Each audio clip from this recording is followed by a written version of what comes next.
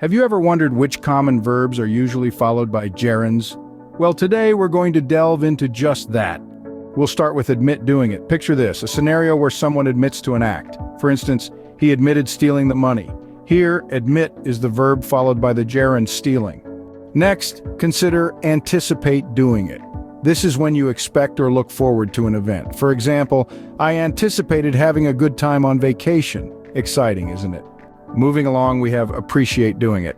This is when you're grateful for an action or event, like when I appreciated hearing from them. Such a warm sentiment, isn't it?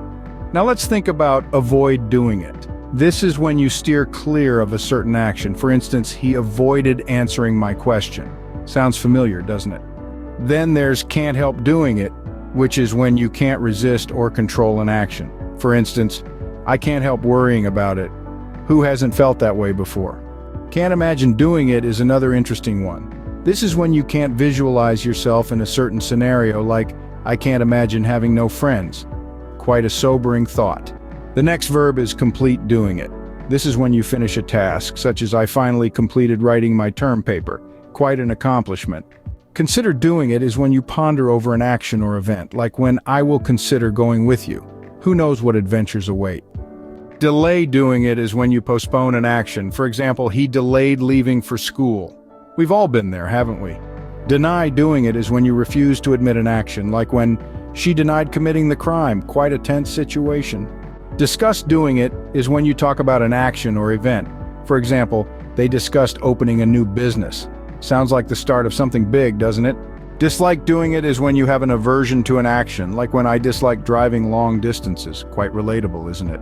Enjoy doing it is when you take pleasure in an action. For instance, we enjoyed visiting them. Such a pleasant experience.